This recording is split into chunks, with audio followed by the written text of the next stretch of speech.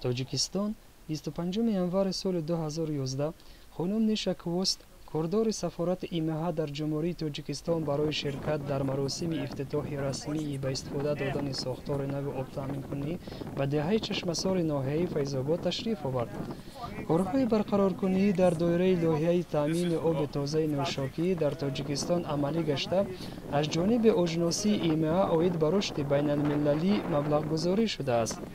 در مراسم افتتاح برنامه مکتب بچگان سرودها خوانده رئیسان محله و فعالان دهه اظهار منتداری بیان کردند. ساختار آب تامین کنی برقرار شده زیاده از 590 ساکن دهه چشمسار با آب تازه نوشاکی منتظم تامین می نماید.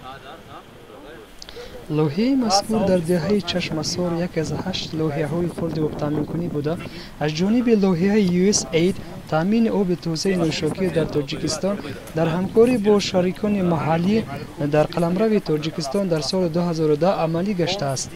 در سال جاری زیاده از 10,000 نفر اهالی با دستگیری لوحه با آب تازه نوشاکی تامین گردیدند. از روی نقشه در سال 2011 باز تقریبا 60,000 شهروند تاجیکستان با آب تازه نوشاکی توسط 15 لوحه خرد نو تامین خواهند گردید.